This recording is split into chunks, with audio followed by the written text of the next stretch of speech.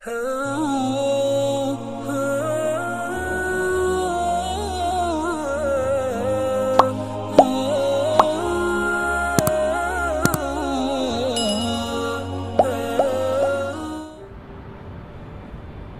ada formulanya, formula mindfulness.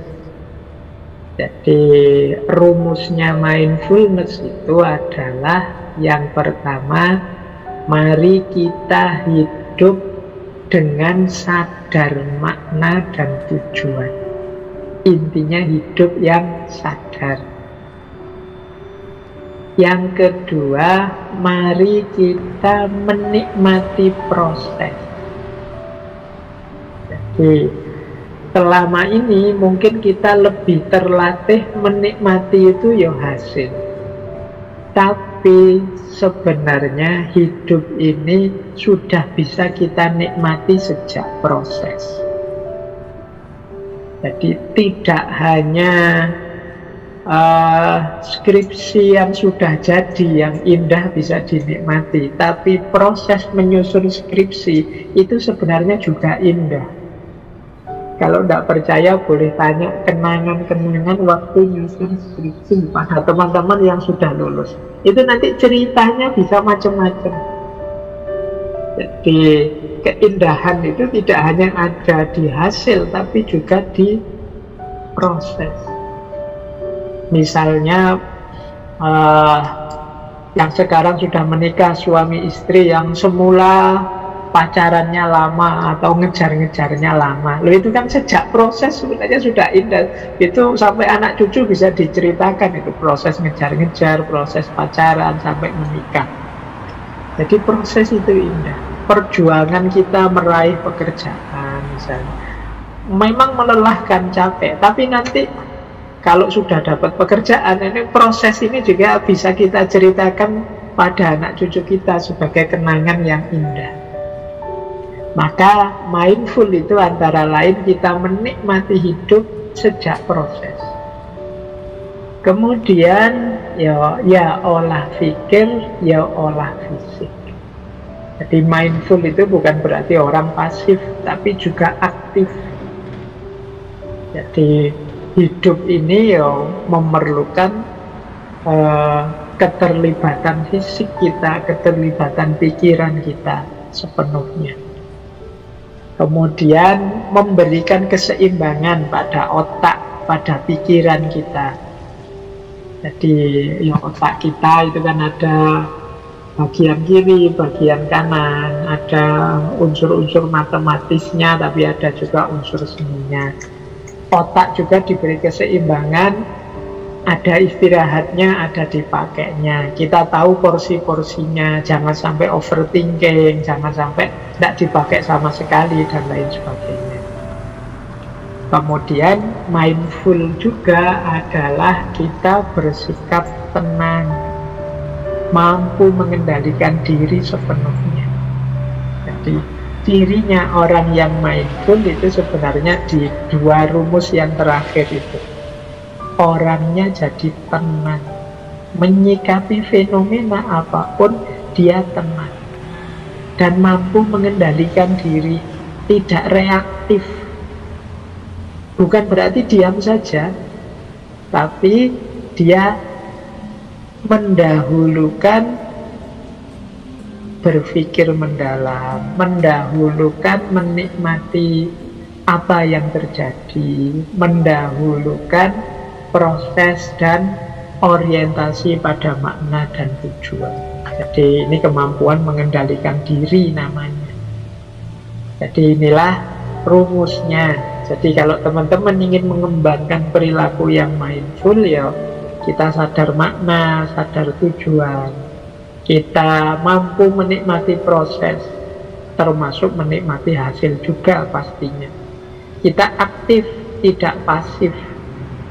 Hidup kita seimbang, ya lahir, ya batin, ya aspek otak kanan, ya aspek-aspek otak kiri, ya berpikir kritis, ya berpikir kreatif, dan tenang serta mampu mengendalikan diri sepenuhnya. Inilah seorang yang mindful. Baik. Tadi saya jelaskan ya, ini mindfulness itu banyak dipakai di dunia psikologi hari ini. Ada banyak manfaatnya. Itu saya tulis misalnya mengatasi problem-problem psikologis dan psikosomatis.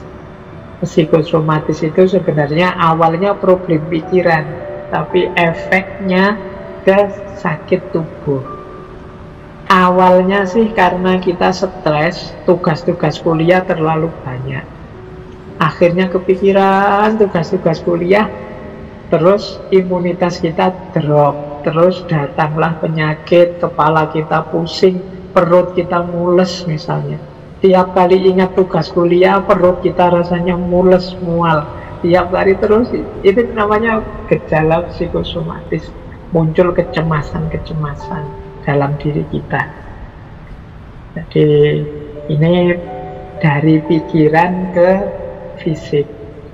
Ada yang unik, kadang-kadang ada orang itu yang sekarang kan zamannya Google ya, rajin baca Google tentang penyakit-penyakit, mungkin ciri-cirinya orang stroke, ini ciri-cirinya orang sakit jantung, ini ciri-cirinya orang kena angin duduk misalnya.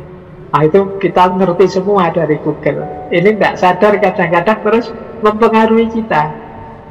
Kita pusing sedikit saja, terus kita sambung-sambungkan, wah ini jangan-jangan gejala stroke ini.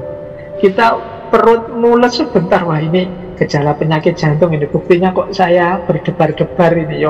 Orang hidup normal ya mesti aja berdebar-debar. Tapi karena kemarin baru baca Google ciri-ciri orang sakit jantung, wah ini kita begitu agak capek sedikit berdebar-debar, wah ini sakit jantung ini. Akhirnya kita lemes beneran, akhirnya ya kita perlu obat beneran akhirnya. Ini banyak gejala-gejala kecemasan yang hari ini kalau mengikuti beberapa survei, jumlahnya orang-orang yang mengalami problem kecemasan itu semakin meningkat. Jadi penyakit yang berawal dari pikiran tapi kemudian melahirkan penyakit fisik beneran. Nah, mindfulness bisa jadi opsi untuk kita keluar dari jebakan kecemasan tadi. Jadi ada anxiety, itu kecemasan, termasuk adiksi. Adiksi itu ketergantungan. Di orang yang mendapat ketergantungan itu kan orang yang sudah tidak bisa lagi mengontrol dirinya.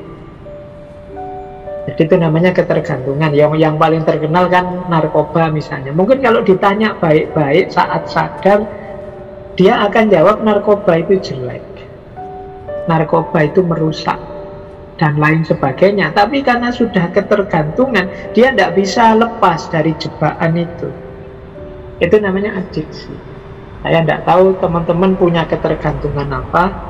Kadang-kadang orang itu ya aneh-aneh. Ada yang ketergantungan kopi, ada yang ketergantungan rokok. Hari ini sangat banyak orang yang ketergantungan HP misalnya. Kita kan tidak bisa lepas sama sekali dengan HP hari ini. Nah ini hati-hati juga. Adiksi itu ya sifatnya pasti tidak positif untuk psikis. Agresi. Jadi orang yang tidak mampu mengontrol kemarahan dirinya. Suicidality. Ini orang-orang putus asa yang sudah tidak sanggup lagi untuk hidup. Ini kan mungkin saking beratnya beban yang dia rasakan, saking sulitnya dia menerima situasi yang dia hadapi. Depresi, rasa sakit, tidak bisa tidur, hipertensi, dan lain sebagainya. Termasuk mengurangi stres, meningkatkan fokus hidup, keseriusan hidup. Nah ini manfaat-manfaatnya. Jadi makanya yuk teman-teman boleh mulai latihan. Mudahnya ini melatih kita untuk hidup secara lebih serius, secara lebih sadar, apapun yang kita lakukan.